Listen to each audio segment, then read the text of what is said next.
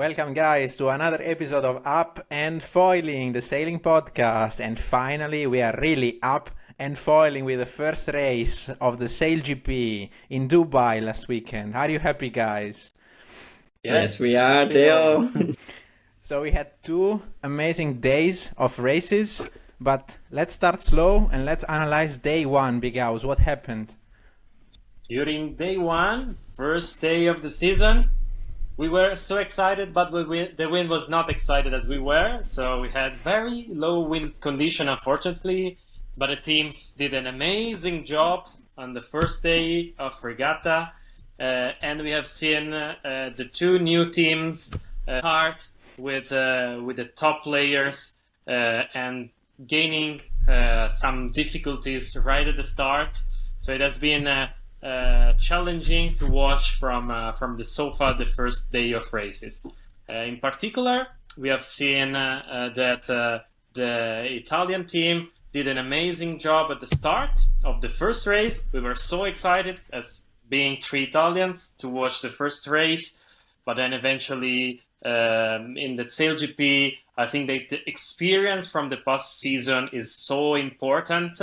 And both Brazil and Italy were struggling to start. But day 1 in general was a bit of a flop, we must admit. Even though commentators tried to keep up the excitement, saying like, oh, there's amazing thing going on the water and so on. It was really floppy, in my opinion. Also slow, they weren't foiling. We had only a few brief moments where, oh, look, finally someone's foiling out there. Maybe wind is coming. But no, wind did not show up. They had their biggest wings possible. Really the tall ones. And then those were still not enough. S crew on board. We went down to 4 people on the boat. And still, no, those boats could not get foiling. So they did the most they could, but really a flop start for the season. What did you think about it, Theo? Yeah, to be completely honest, I didn't look at any race this weekend. I'm sorry. I live in Germany. And in Germany, when there is the sun in the weekend, you have to enjoy the sun. So I just watched the highlights today. But yeah, I saw that the highlights were very short. And I think they just cut and pasted the parts where they were very excited and saying like, oh, what a nice maneuver, as you said. But yeah, what you just mentioned, it reminds me of those very boring Monte Carlo Grand Prix in Formula One. I mean, they have to be there, and like they will always be there, and it's kind of like part of the show, you know. And you kind of anticipated a question that I wanted to ask you afterwards. Yeah, that was a tricky question that I didn't mention in our behind the scene, and I was wondering. You know, like the Emirates in general, these countries in the Emirates are always trying to organize new events. Like in Formula One, we had a lot of Grand Prix, also this 6 Slam tournament that recently happened in tennis. And now I see also that the season start of SailGP and the season end of SailGP, they will be held always there. So my question was like, is the Dubai SailGP event kind of a Monte Carlo for SailGP? Well, to be as a Monte Carlo, they have to be always with no wind, so always very slow. Last year it was pretty slow, but the racing was very good. We came down to a finish that was really amazing. If you haven't seen it, you should go and watch it because they really got to the same line all together. It was one of the closest finishes in SailGP history. So yeah, it depends on the wind really. They always keep it in a very closed, confined space. They always put it, you have the arrival, the finish line that is very close to the fan zone. So that's a nice thing. And then the water is always very flat because they're in this sort of inside area. So I don't know, maybe you can call it the Monte Carlo because it's tight and you have a lot of corners. Yeah, that could be a way to put that. Abu Dhabi and Dubai, for sure, they're pouring a lot of money into the sport. Emirates is a great sponsor of a lot of event, right? It's sponsor also to Team Great Britain. So yeah, they are quite a big part, I think, of the sport. Big House. Yeah. Why don't you tell us about Brazil and how did they do? Yeah, Brazil. Well, actually, during the first weekend, they have been so challenged by the other teams. So being in the first weekend, we have seen them winning 6 points during day one. So they were able to get away from the last positions, but still struggling to keep up with the top players of the season. They did a better job than the Italians overall during the weekend.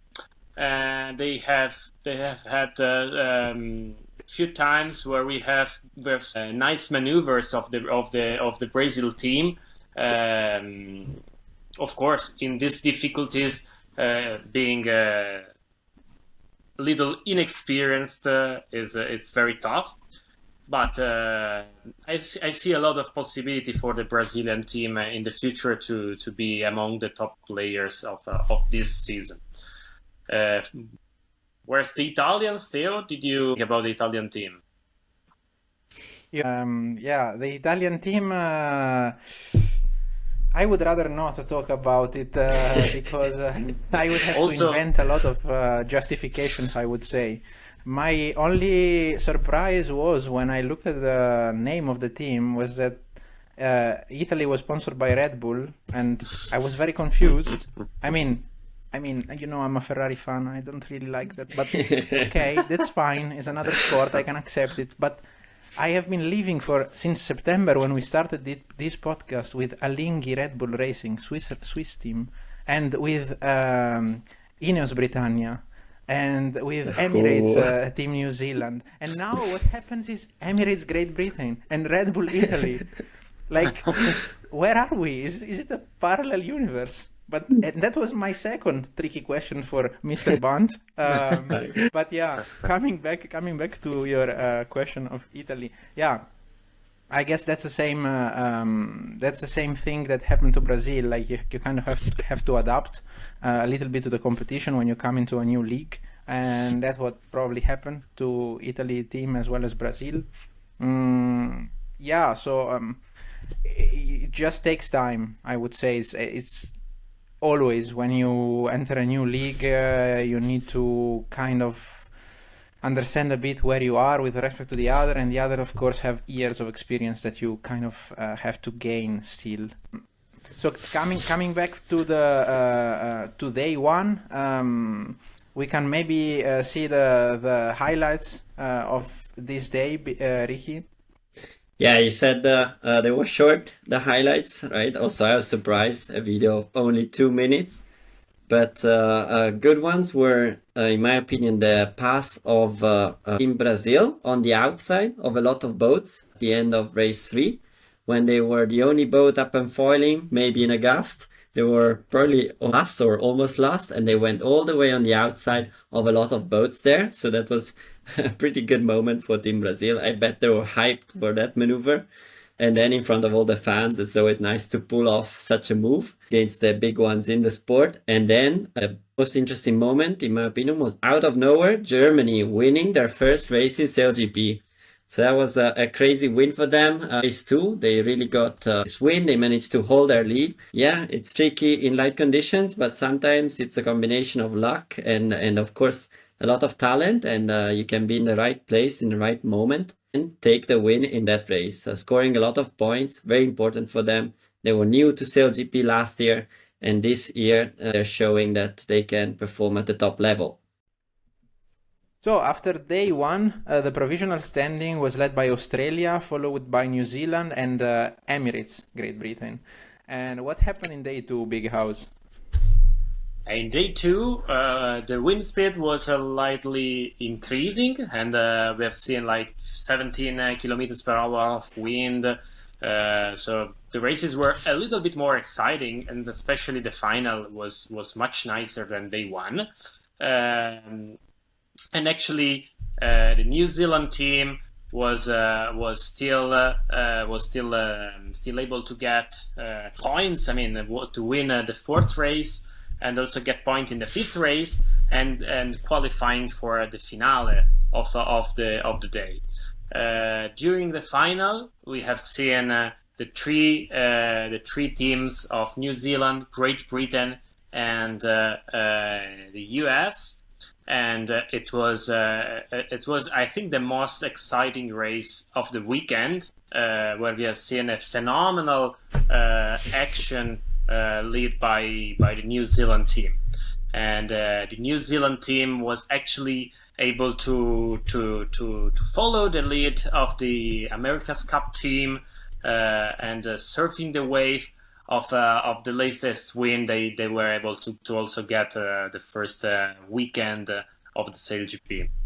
Yes, because New Zealand scored first blood on all the fleet. They are ahead in the standings, and especially they take a lot of points out of Australia.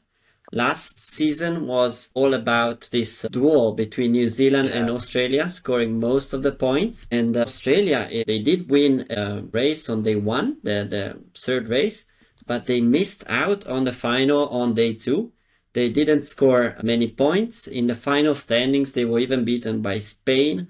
So in the end, they were out of that. Slingsby was missing out in the final. We're not used to seeing this from him. Yeah, the breeze. There is a change in the breeze for the new season, or maybe it's just the start. We will see in the next.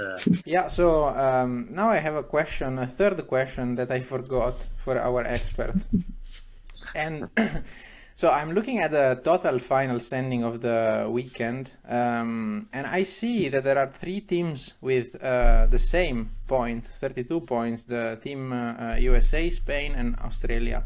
So why only USA got to play in the final, or to race in the final, even though the points were the same?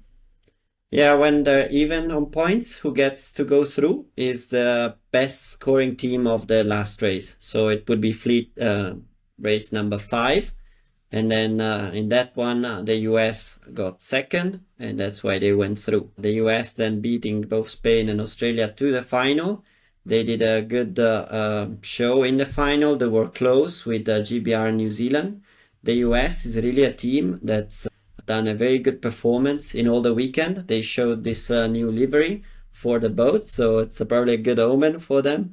It was very cool, this turquoise color, very nice. It's always nice to see the Statue of Liberty on the wing. I think it's really one of the nicest designs out there. Yes, they did a very good performance, especially because they had come from a couple of seasons where the team promised a lot, but didn't manage to perform. Spittil knows quite a lot of that. He used to be part of the team, the US team. And he didn't manage to have the right conditions to bring it to a very high level. Whereas this year they look strong. They're strong straight out of the start. So great job, Team US. Okay, and that's a wrap. The first race of SailGP is already over. Not exciting as we expected, but at least we had our season start. Yes, Theo, we had the start, a bit of a flop, but hopefully there's new tech that we can look forward to. We're changing type of foils. We're moving to T-foils. They promise to be faster, so maybe they can get us up and foiling a little bit more in these light wind conditions. However, we're moving on to Auckland, and that's where it's a venue where we're sure that there's going to be hopefully a bit more wind, a capital for world sailing, so there's going to be some good races there for sure.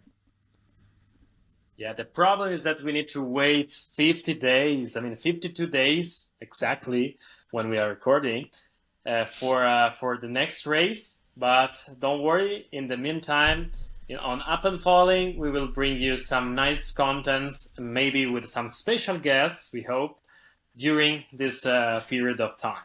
So stay tuned for more details and more fun facts about the SailGP season. All right.